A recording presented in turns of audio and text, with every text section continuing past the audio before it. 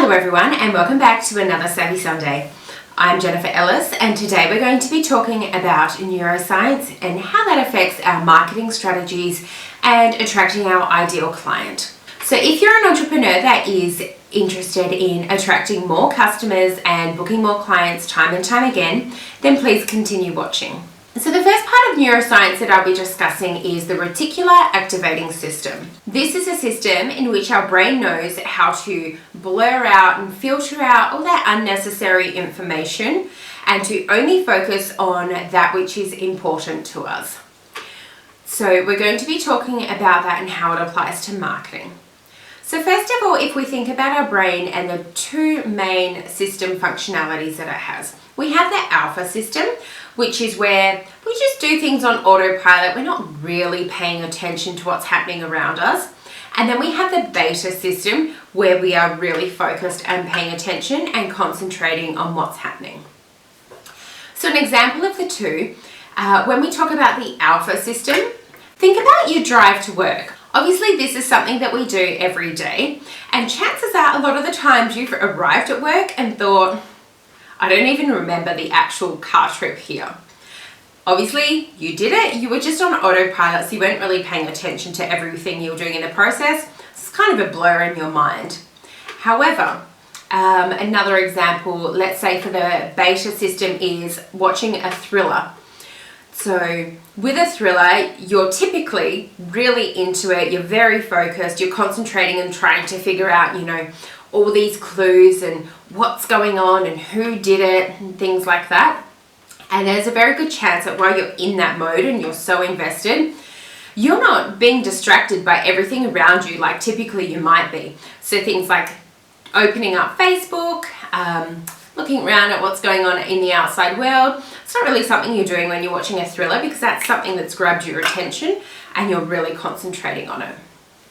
So how does this apply to marketing? Well, if you think about just how much advertising that you consume in your daily life, every single day, the second you're opening up social media apps, you've got advertising there. Whenever you open your computer, on almost every website that you go to, there's advertising. Whenever you watch TV shows, there's always adverts between the segments on TV. Just driving your car, you've got billboards, you've got shop signs and what have you. Walking through a shopping centre just to go get your groceries, and you've got every shop trying to advertise in their own window, as well as a lot of advertising through the centre as well. Basically, everywhere we go, there's advertising. But if I was to ask you a question, could you tell me, let's say that you walked through a shopping centre this morning. Could you tell me every single advert that you saw on your way to buying the loaf of bread you need? I'm pretty confident to say that you couldn't, but I bet there's one or two that stood out to you, and those ones you could remember, and you'd be able to give me an example of those, right? But not the hundreds that you saw in your car and then through the shopping centre on the way there. Okay, so why is this? What did those couple of adverts that you do remember do differently so that you actually paid attention to them and took in their message? They activated your beta system. They took you from autopilot into concentrating on them. And how do they do this? Well, the good news is there's only 3 activators, which means you're not having to remember, hundreds of things that you need to do for your customers. There's just 3. And actually probably just 2 that we need to be concerned with when it comes to our business and customers. So activator number 1 is something that's familiar. Activator number 2 is something that's unusual. And activator number 3 is something that's problematic. So let's think about this in terms of that very first example I gave you at the beginning of the video, where we talked about being on autopilot and not really paying attention on our drive to work. So let's say something familiar, right? Let's say we're on our way driving to work and suddenly we see our friend walking across a crosswalk, right? That's someone familiar. That's caught our attention. Oh, hey, there's Joe. And we wave, it's caught our attention. It's taken us, it snapped us out of that autopilot, right? So that's something familiar. Something unusual. Okay, so let's say we're stopping at a traffic light and there's a koala on a traffic light, right? It's really not going to happen, but let's say it did. Then that's pretty unusual, right? So if you see that, that's going to capture your attention and you're going to be thinking, wait, what the heck?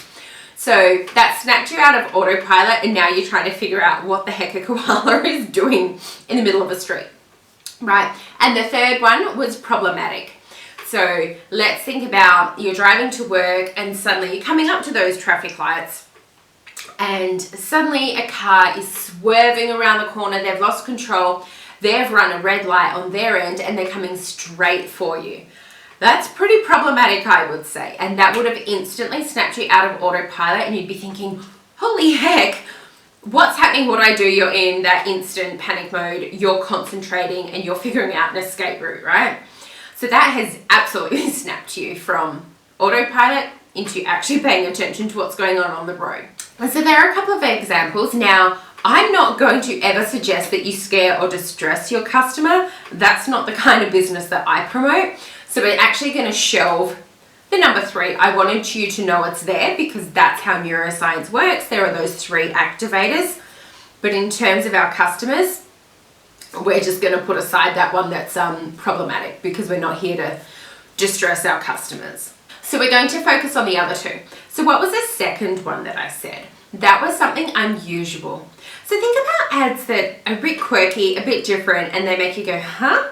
But that huh is suddenly you being snapped out from autopilot to suddenly paying attention and trying to figure out what the heck's going on.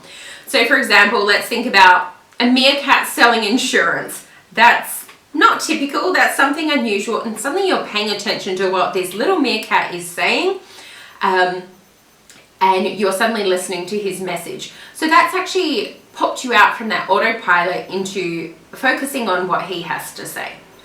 Now the other activator was something familiar.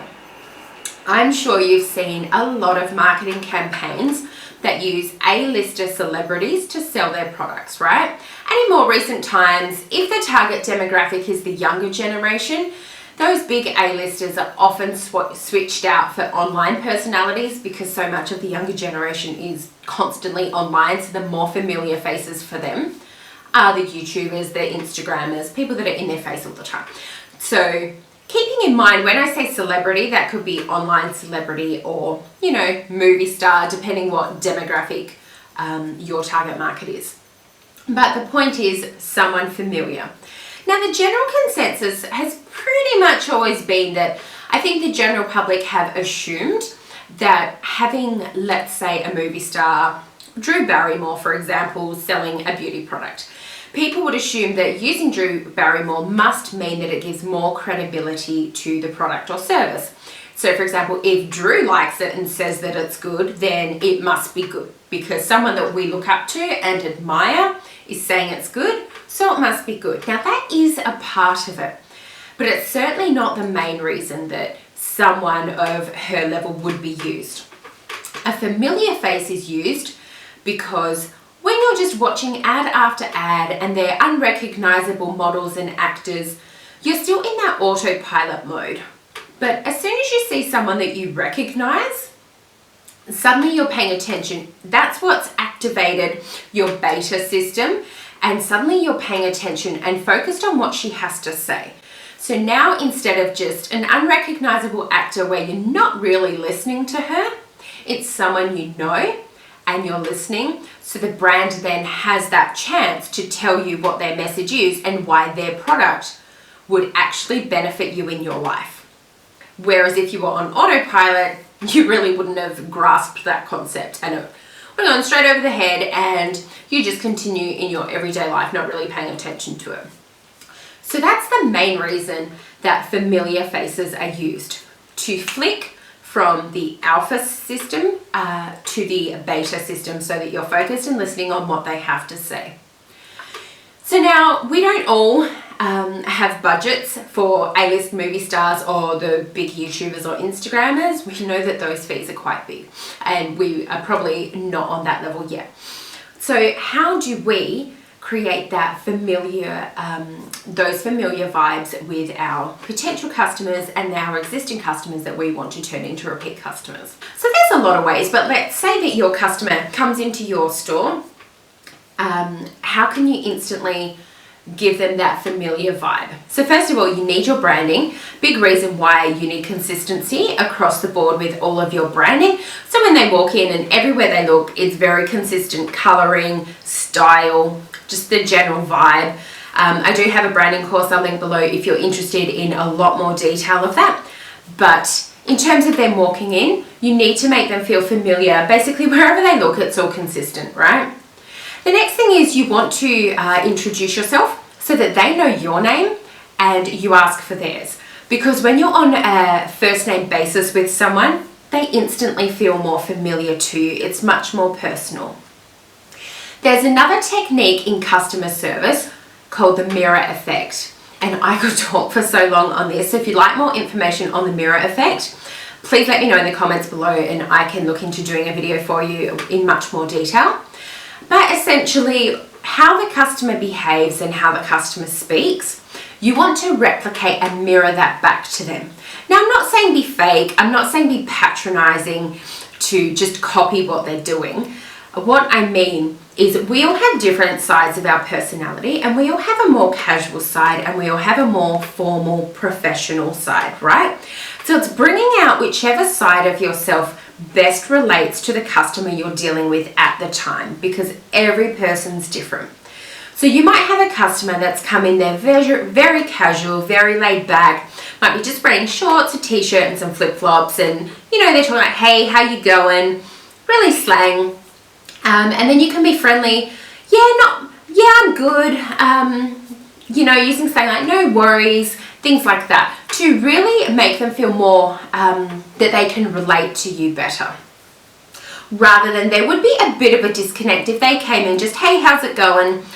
Quite casual, and you're much more formal, and then you'll say, good afternoon, sir, and being very formal. There's a little bit of a disconnect and they're not feeling that instant relatability and being familiar with you. You're something different to them. So that's just a little thing that builds a slight barrier between the two of you. Whereas if you can be more casual with this customer, then they're going to feel more familiar with you, because how you're behaving is how they behave and how they probably behave with other people in their own personal life as well. Equally, if you have someone come in that is much more comfortable being formal and they do come in saying, good morning, my name is Jennifer, and you get the feeling that they are very formal and they have more formal attire on, then you want to act more formal with them as well, because that's how they feel more comfortable and that's more relatable for them. So then you feel familiar to them and probably the people that they deal with in their work life or even in their personal life as well. So it's about the mirror effect and being able to bring out whichever side of you relates most to the person that you're dealing with at that time, so that there's not a disconnect. So the mirror effect is really important in helping that customer feel familiar with you and your business. So we've got learning their names, making sure that everything that they see within your store is very consistent. Now, once you've built that familiar vibe with your customer, then you can begin to talk about your business, and it's much, much easier to do so. Now, another reason that building this familiar vibe with your client is really important is to touch on another aspect of the neuroscience. People actually make decisions from their emotional side rather than their logical side. Once they've decided emotionally that they like you and they want to invest in you, then they just need the logic to back it up. So everything that you're doing in those initial moments to really build that trust and that familiar feeling with your customer is actually also building an emotional connection. Now, a way to further enhance this is through touch. There's so many studies that say that touch is so important into building people connections, right? Now, in the workplace, for the most part, touch is not appropriate, particularly with, a lot of sexual harassment and things like this. And it can be hard to know the lines between what's appropriate and what's not. But do you know one thing that is always appropriate in business? Sorry, that's my bangle bashing, that noise. The one thing that's always appropriate in business is a handshake. And a simple handshake when you're introducing yourself does so much more than you would ever think. It's not just a polite way to introduce yourself. What actually happens is when two people shake hands and those hands touch, you're actually sharing energy with each other. Now, the other thing that happens with your brain when you do have that touch connection is your brain actually builds a little bit of brain matter at the back of the brain there, right? That registers that this person is who they are, they're friendly, they can be trusted. Now, going forward, as you build your relationship with this customer, every time they see you, what actually happens is that little piece of brain recognizes them, and instantly the next time you see them, you're a familiar face, you're a familiar person, and it can trust you. They're all the things that they feel that's built up from that tiny little piece of brain matter that's been installed onto their brain from when you first met and shook their hand. So that's just really interesting. I love all this stuff. If you want me to do more videos and turn this into a series about neuroscience and how it affects people and the connections we have with them, let me know below and I can look at more topics that we can delve into deeper with you. But in terms of our video today and our initial marketing strategies and customer acquisition strategies, then what we need to know is becoming familiar and also the touch through a handshake, because that's always appropriate. Now, once a customer is emotionally invested in you and your business, they like you, you feel familiar to them, and they feel like they can trust you, now they're actually paying attention. You've activated that beta system, they're listening to you, they can now hear your message and actually comprehend it, rather than just like, yeah, like it's too expensive, I'm not even interested. That's what, if you haven't activated the beta system, that's really what's going on in their mind. Whereas if they're paying attention to you, they're going to actually be listening to your message. Now, if they've got that emotional connection to you and that trust, they already know that they're open to and desire to buy from you. But all they need and all they're waiting for now is a justification in making that decision. So that's where you can then tell them the benefits to your product or service and how what you have to offer is going to benefit them in their life. And because they've already decided that they want to go ahead with you, by you giving them those benefits, suddenly you've just justified that their initial decision was correct and they will buy from you. And the more you build that familiar feeling between you and your customer, the more that they will want to buy from you, and that's how you get those repeat clientele. So there's a lot of strategies that we went through today, and I can't wait to hear how you're going to put them into practice. So let me know down below which ones really stood out to you and what you found interesting. And if you're interested in hearing more about how neuroscience affects the way that our customers think and behave, and how we can utilize that to really get our message through to them on how we can best help them in their life. So thank you so much for listening today. If you enjoyed these, please give the video a thumbs up and subscribe to my channel if you're an entrepreneur that is looking at improving your business and to grow your success onwards and upwards. Thank you very much and have a productive week. Goodbye, everyone.